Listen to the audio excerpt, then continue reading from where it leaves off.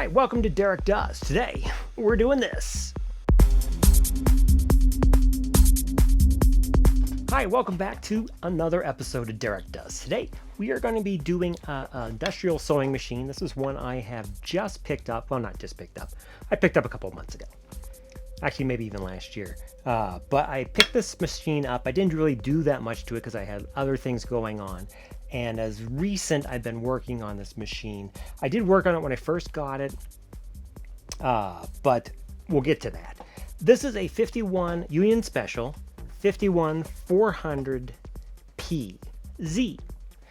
This machine's from 1942. This is a war model, and we'll get to it why it is special. This is again a war model 1942 51 400PZ. Now, in Union Special world, the Z always indicates a special model. So this is your normal 51 400P, but there's something special about it. And I think what's special about it, usually when it's something special, it's they'll have like a nickel plating, or I'll have a different type of ball bearing, or I'll have something that somebody ordered. Because these were like cars back in the day. You could actually call the company and you say, well, I want a machine that does this, but can you add this to it? And if they have that basic machine and they add something to it, they put a Z on it. Now, Singer also did the same thing. And what they would do is they put SV. So if you ever see an old industrial sewing machine with an SV in it, that means special variant. But Union would just put a Z, because I don't think they ever really use the letter Z. So when they throw a Z in there, they know that it is a special unit. So, but what's special about this machine is this was made for the United States Navy, 1942. And I'll show you just how I can prove that. I called Union Special and I got the serial number, sent it in to them, and they told me it's 1942. So this is a 1942 Union Special U.S. Navy edition, and I think that's why the Z is in there, is because this machine was made for the U.S. Navy. The machine is almost complete. The only thing I'm missing is the actual plate that goes right in here, and I think I have one somewhere. I haven't found it yet. It's been going through some of my parts, and I think I have it, unless I've used it on another machine, which I might have, but they're pretty universal. The nice thing about Union Special is a lot of the pieces are used from machine to machine to machine. I mean, the main unit is unique to the machine, but like when I got it, the oiler down here got broken, and one of the tension rods got broken. Luckily, I have a box full of all the rods and springs and all that stuff, but I don't have the oiler yet, so I will have to get an oiler, or I'll just have to plug this hole. It's not like oil's coming out of it, because it isn't that way, but I'll be looking for one just to finish this off and get this plate. Besides that, everything is original as far as I know. Now, the history of the machine is it was a U.S. Navy machine. I found this machine last year at an online auction in New Mexico, and I'm going to show you some pictures now of what this is the machine as I got it. It was and is probably the dirtiest machine I've ever gotten, and I've gotten hundreds of machines of an old industrials, and I've gotten ones with grime, with cobwebs, with lint crazy, like thick. But this machine, I believe, sat in like a pole barn out in the New Mexico desert for decades. And it was just covered in dirt, and it just looked nasty. If you look today, it looks pretty sweet. But then it was just kind of nasty. I know what a machine can look like when it's done, but most people would see that machine and think throw it in the garbage. But I saw the machine, and then I saw it was U.S. Navy, and that's why I had to have the machine, because I love unique machines. So I got the machine. It was completely frozen. The wheel would not turn at all. Nothing moved on the machine. And I spent about 3 weeks oiling and slowly, just wiggling it back and forth. I didn't want to force anything. I tried, it was a long time, but I finally got it to move just a little bit. And then over a little bit more time, like another couple days, I was able to actually get a rotation. But it was still really rough. But so that's what I've been doing. I've been just letting this machine sit and soak and just get back. So I've been cleaning the machine, and it's like cleaning the machine takes days of getting the dirt and everything off of it. But it's really come back really nice.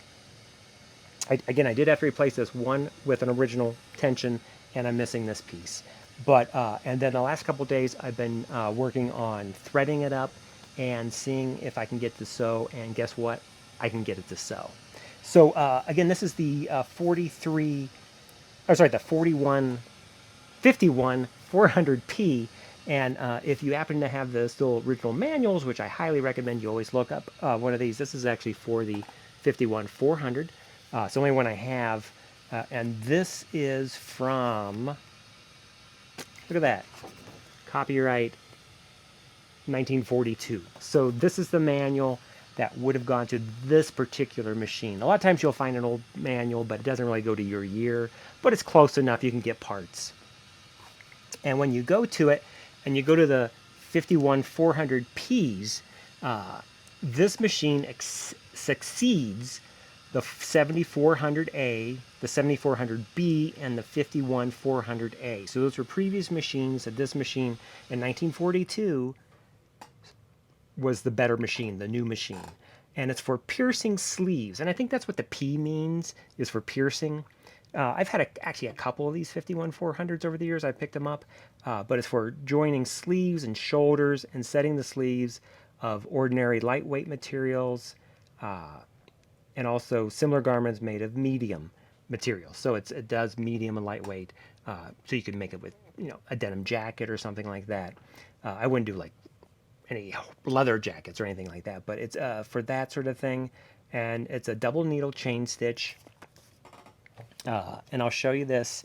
It takes the standard Union Special needles that most every machine takes, which I have lots of them.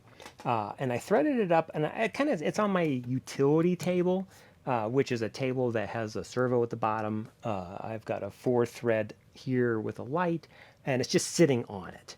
I don't have it mounted because I do have my 51 500, which was the chrome one, which you can watch a previous episode up here on that machine, which is a really nice Union double needle chain stitch also. Different model, not even a different subclass, but a different model than this one. These are real popular with guys that make denim jackets and that sort of thing, because you can pierce the sleeves, or if you're making a canvas jacket or anything like that. It's a 4 needle, and you can always tell on a Union how many needles, 2 needles, you can tell how many it has, because it has 4 tensions. So this is 2 for the top, 2 for the bottom. Sometimes it's behind it. Sometimes there'll be 2 here and 2 here. If you see a machine that has 2 and a 1, that's going to be a cover stitch. There's going to be 1 looper at the bottom, 2 needles. This has 2 loopers.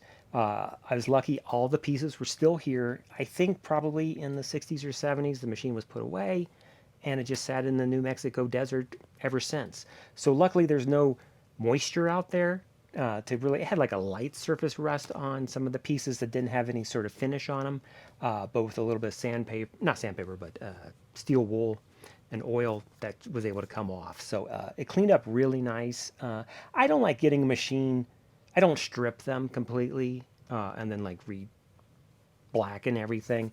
I like an old machine to look like an old machine, but I don't want it to look like it's a ruined old machine. I just like it to have some age, and I think this really brings it back. So, and I don't know if I did a show on how I restore them, but like the paint, you clean everything up really good, and then I put just some sewing machine oil over top of it. I let it sit a little bit, and then I wipe it off, and it kind of absorbs back into the enamel and brings back the paint. So it's a really good thing. So I'm going to show you the machine, do some close-ups, and then I'll show you how it sews, which I actually got to sew, which is really amazing. It's like there's nothing like finding an old machine that doesn't even turn and bringing it back to life and having it so it can do a whole nother life. Now, again, I haven't final tuned everything on it yet. I'm getting 2 chain stitch on it, but they're not perfect. Again, yesterday I got it sewing for the first time in decades, so I'm pretty happy as is. So I'm going to show you that, and it's a cool machine. So let's take a look. So here's the machine, and you can see it's really sweet. Um, it did have 387 in, but when as I cleaned it up, that kind of went away a little bit. It also has some numbers here that are probably Union or Navy, and then this is 512, which was put on from the Navy, and you can tell it's from the Navy because it actually says U.S. Navy property. Isn't that awesome? Now I'll show you something else too later, the coolness on this machine. So here's your 4 tensions, and you can see they're really nice. The lifter arm, which I haven't set it up with a chain, it pulls down. And on these machines, when you pull it down, on this unit, there's like a little, has a little lifter here, and when you push down, it pushes the disc. If you see here, there's a little wire that pushes the disc as it comes up, and so as you pull your work out, it takes all the tension off the thread, so you won't have any breakage, and that's a nice little feature that they have.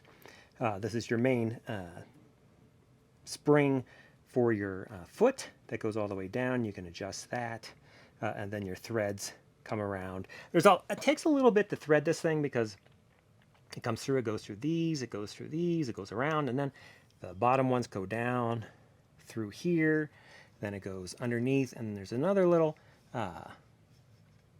tension and everything, and then it goes underneath your, I don't even know what that's called, and then it goes to your lifters, and then the top's pretty easy. It's the same thing. It comes down just through here, around, up and around, through there, and then down through here, and then to your needles.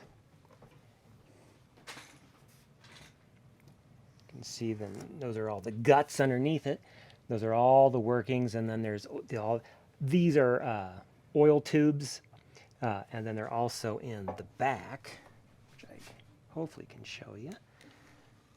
Pretty much all unions have that of this generation. These are oil tubes that come down, and then you still have to hand oil this in places. There's pretty much all the machines. There's little, I don't know if you can see it here though, but anywhere anything moves, I oil it. That's my philosophy, and I oil a lot, and everything seems to work pretty well. Now, of course, there's oilers here you can fill up. That would be an oil location. This comes off, and this is cool too. Now, here's the serial number. But if you look, I don't know if you can see it on this one. See that right there? Union, in the serial number, when they stamped it, they actually have a little US with an anchor. Isn't that awesome? I've never seen this before because I've never had a US Navy machine. I don't know if they made machines for the Army. I know Singer did.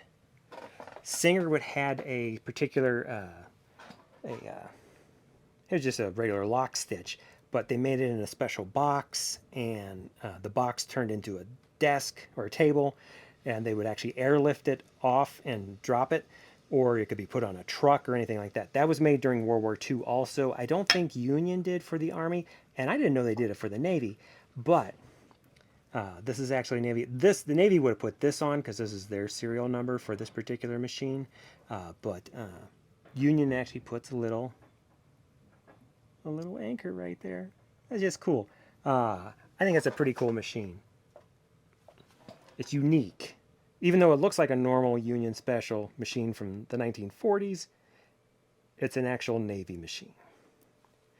Let's see how it sews. I've got the machine set up. I just have a piece of just some canvas, and we can show how that sews. I'll double it up just so you can see. Again, we may have a few skipped stitches, but overall, it does sew.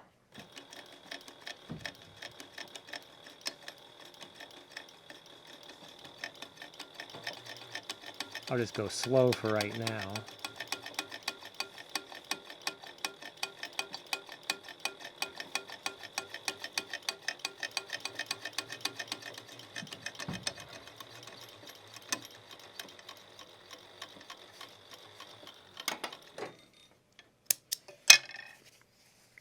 See, I had a little skip here on this side. It's not perfect, but you can definitely see it is chaining. It just is probably a little bit of tension issues. And again, I just got this thing sewing yesterday, so it's just not perfect. But you can see it does so. So that is pretty cool. Pretty excited about that. And it can go fast too. I mean, we can try fast. Right now it's pulling out of this one a little bit. I think I just have to just get the tension just right on that one. Maybe I'll make it a little heavier. We'll see what happens. I think that's one of my main issues on this machine so far, at least here. We'll go fast.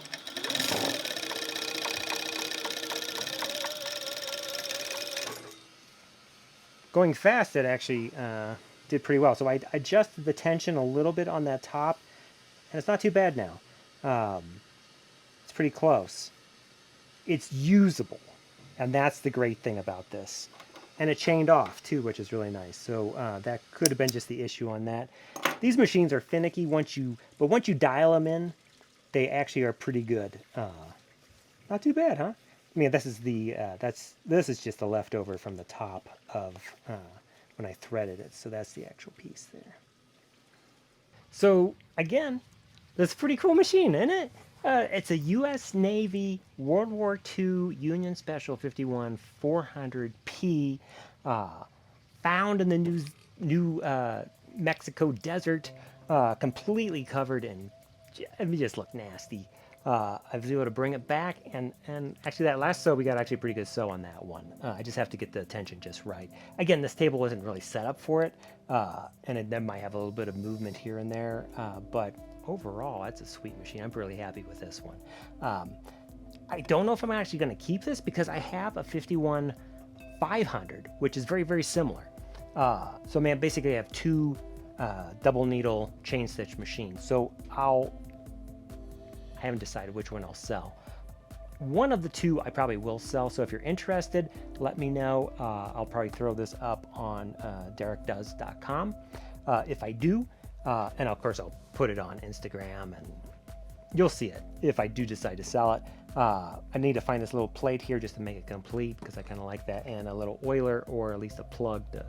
Not that that's going to make any difference, but just so it's complete. Because you will get oil if you tip it to the side. If it comes this way, some oil might come out. So we'll take care of that, and I'll try to dial it in a little bit more over the next couple of days. It's a cool machine. If you're into this sort of thing, let me know.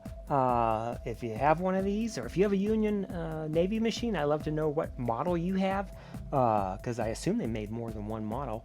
These machines, of course, would be on ships. They would be probably at dock, to fix things. I had a friend that in Vietnam, he was stationed on a ship for the Navy, and he sewed on Union Special. He was telling me all about fixing things. They fix things, and because on a ship there is a lot of fabric. People are wearing clothes, and there's bags, and there's all sorts of stuff. And if you're in the middle of the ocean, you need to be able to fix those things. And they actually have sewing machines on U.S. Navy ever since the World War I. But this is the 1942 model, and it's really cool. So if you like this sort of content, please subscribe. I'm going to always have, as I get new machines, I'll throwing them up and showing you kind of the cool things about each of the machines. Or if you have questions on this particular machine, I'll answer as best I can.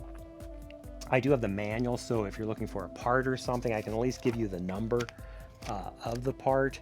The actual piece I'm missing most likely is a 51/28 1, so it's a 281, so it's a 58 281. That's what I'm missing. That's the plate that's going to go at the top. It'll go right here. I have all the other plates. I've got the guard for everything, so I'm all good for that. But that's the only piece I'm missing, and also the oiler too. I'll go through the manual and I'll see. Maybe I'll look on eBay, take a look too. I just need to find a black one, and because I thought I had one, but I think I used it on a machine if I remember. But that's the nice thing about when you find parts, pick them up, you have them, and then if you ever need them, there you go. Because I needed this piece, and instead of me trying to find this piece, which would take forever, I just went to my drawer. there was actually I had like 3 of them.